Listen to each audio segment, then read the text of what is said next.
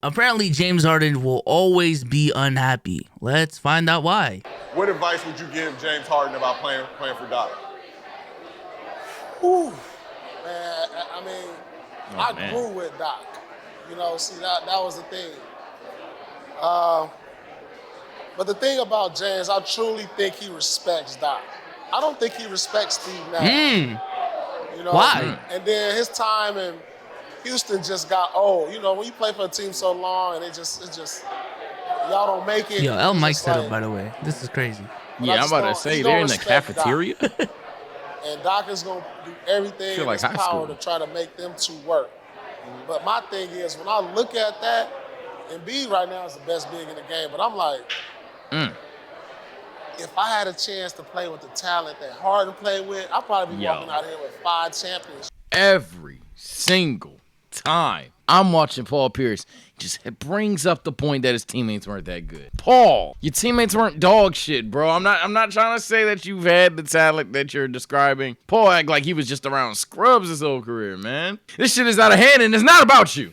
It's not about you. He's talking. The question was literally, what advice would you give James Harden for playing with Doc Rivers? And he's like, shit, I don't know. Hey, let me just tell you something now. If I had Joel Embiid, I'd be a 5-time champ. You know what I'm saying? My Booker T shit hitting spinning Rooney's. Like, nobody talking about that, Paul. We're not talking. This is not the first time he's done it. I'm pretty sure. Specifically, he was on ESPN with D Wade, or not without D Wade, but they were asking him, like, if you had D Wade's help, how many rings would you have? And he pulled that card. He's like, yeah, I would have had a better career than D Wade.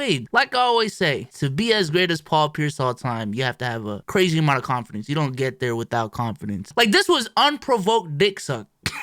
Like, they gonna grill me in the comments for being like how I was after you said what you said, bro. I'm saying, who the fuck asked? That's all I'm saying. He didn't play with Chris Paul, Westbrook, Kevin Durant, Dwight Howard. We're in 2022. That Kyrie Russ thing Irving. gonna help him right Now now. you playing with Jim. Like you People talking, you gonna played rock- against rock with the all crowd. Hall of Famers. Yeah. And that ain't worked yet.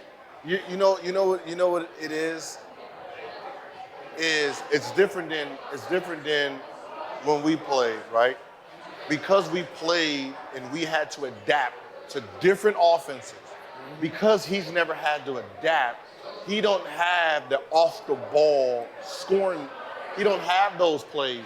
He has to play, give me the ball at the top of the key. I'm going to play the ISO ball. I'm going to do that. Yeah, Gilbert Arenas played. I mean, granted, he wasn't that good anymore, but 2012. Why is he talking like he's like in the 80s? 2012, bro was in the finals. It wasn't that long ago. this idea that he's never had to adapt, I feel like is definitely flawed. Even in Houston, they had the switch from Kevin McHale to Mike D'Antoni. Like, although James Harden was still the primary facilitator, that's still a change that happened. Even personnel-wise, the switch from being Harden-centric to Chris Paul, that's a pretty big fucking thing you have to adapt to. A lot of people, including myself, actually didn't think it was going to work out because it's two ball-dominant guys working together. And then the year after, Russell Westbrook, an even more ball-dominant guy who can't play off ball as good as Chris Paul, came into the fold and they played phenomenal. In my opinion, Russell Westbrook had one of the best seasons of his career, statistically speaking. 32, like 56, something like that splits. Nah, he was going dummy. And then he goes to Brooklyn with 2 ball-dominant players now. 2. And he's still doing work. This idea that he doesn't have to adjust, or he's never had to adjust, I think is very flawed. It's very disingenuous. It doesn't really give context to the situations. He's just been asked to do these things, but he's incapable of making adjustments. I don't think that's the case. He's just best utilized being on ball. He's had the talent to perform at a high level while being an on-ball playmaker. That's why they're using him. That's his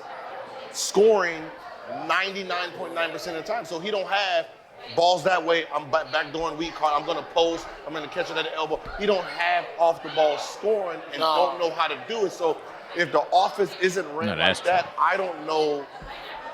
I don't think he can actually play with that. So he's going to always be unhappy. Always. He's going to always be unhappy because he doesn't, I don't know if he's ready to compromise his game and say, you know what?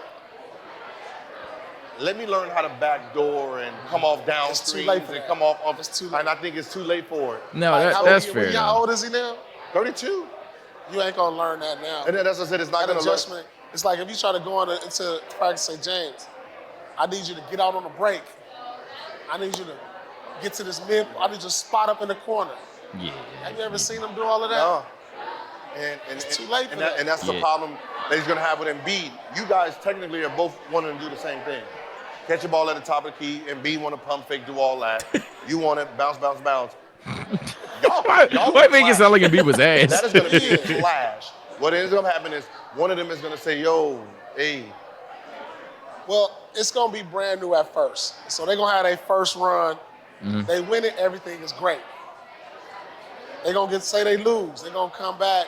Like, all right, this is going to be the adjustment this year. Man, better when year That shit two. don't- First, congratulations. I will give him that. James Harden playing off ball. It's way too far gone. He had too much power in Houston. So they created a monster in that regard. 100% agree with that. But that duo don't get it done. Paxson. Not gonna lie, this season you get a pass. It was a mid-season trade. Yes, the trade was a W. I even say the Sixers won the trade, whether you kill me or not. For who cares? It was a good trade for both teams. I think they're live contenders right now. It's just a matter of people believing that they're all playoff chokers on the same team. If they weren't considered playoff chokers, everybody would be into this team's top. But if you get another season, get the signings that you want, hell, the coaching staff change if you need it, whatever the fuck case may be, you come back with a new and improved roster. Hell, Tyrese Maxey and Thabo will just get better. You don't win next year, and then you split up. It's gonna be ugly. In his career, he's had a lot of help. Oh yeah. Had a lot of help, and Oh, you yeah. know, like I mentioned earlier, a majority of the time situations just aren't in his favor. But at the same token, we can't just get rid of any accountability from Harden. James Harden has choked a lot, and I mean a lot, like a lot. Mind you, this is coming from a guy who I don't know how Bezos feels about him. I think James Harden is actually, when I say this, I'm not implying he's a good one, but I think he is an underrated playoff performer in the sense of there's some moments, it's just nothing else you could do. Like in 2019, when he's going against Golden State, I believe, and he takes them to 6 games, and in game 6, he dropped like 30 something. He had a great final game. It's Golden State. Like, sure, Kevin Durant wasn't there, but it's Golden State. Prior to that year, it was Golden State as well, but that was the year he kind of following season after that against us, he had a good series, but he had an injured Russ breaking every damn shot possible, and he had a good closeout game in that series as well. So I feel like he's a bit underrated, even if you include last year. But nah, he's had help. 100%. And while I think Houston created a monster and giving him all the power, Houston also provided him assistance to that power. Even with the 2018 Rockets team we've referred to twice now, trust and believe, I have a different viewpoint. I think they just like got Chris Paul to essentially be James Harden when James Harden couldn't be James Harden, or when he was fucking up or some shit like that. They did everything for him. I don't like how Father Time has changed the narrative of Houston not helping out James Harden in his career, and people bring up Dwight Howard. Like, no, he's had great help. That is a nasty narrative that I've been seeing a lot. This idea that he didn't have help in Houston. All right, bro. You really wouldn't believe it. I know some people in the chat are going to think I'm making this shit up, and that's fine. I can't prove that what I'm seeing isn't what I'm seeing, but nah, people are out here saying he hasn't had help and Houston didn't do this and that for him. Houston did everything they fucking could. They gave him the keys. They That's created what a I'm saying. monster. Like LA deadass got the best center in the league, had a failure of a season, and that guy said, I'm going to Houston. And people thought that was the next, superstar duo in the league. And I'm not gonna lie, Dwight didn't play as good as Orlando Dwight, but he was much more serviceable than we want to make it seem in those Houston years. He's had a lot of help from Dwight to Chris Paul, Russell Westbrook. A GM that said, yeah, you know what? These motherfuckers talking about shooting threes from the logo. Fuck a center. Just fuck us. Hey, PJ, get in the corner. And now Miami don't shut the fuck about PJ. Mind you, that was 3-4 years ago. So, Jesus Christ, man. Jesus Christ. They've done everything. If he fails.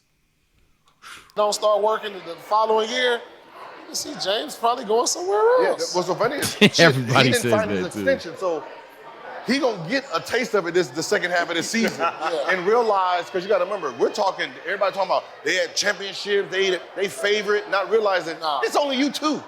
Nah. So because the way you two play, Tobias, you don't even know it yet. Your game is about to be done. It's gonna be one-on-one and then one-on-one. There ain't no seconds for you right now. So what ends up happening is everybody's gonna be cut out of this offense to try to take these two that they don't have a team. I disagree with that. And I know you disagree with the NBA point guard. People gonna kill you. I'm not saying I know more basketball than Gilbert Arenas. I just disagree. But I will say Gil is 100% right in the sense of the other players' game, even a Tyrese Maxey, who I think will only play better with James Harden. You're gonna have to hit the shots that you get. You're gonna have to be used to. I'm not gonna touch the ball every play. I'm not going to shoot the ball every play. I'm not going to be able to build my own rhythm. But every time I get that motherfucker, can I put that ball in that net? Every time. And I think that's going to be something where this team may struggle. I know the Sixers, as of right now, are like a league average-ish three-point shooting team. I'm expecting a decline there. No cap. Because I don't think they have the personnel that can be consistent without getting consistent touches, if that makes sense. Listen, bro, if y'all want to see more takes from No Chill Gil, go ahead, check out this video right here, and we will catch you on the next one. Peace out.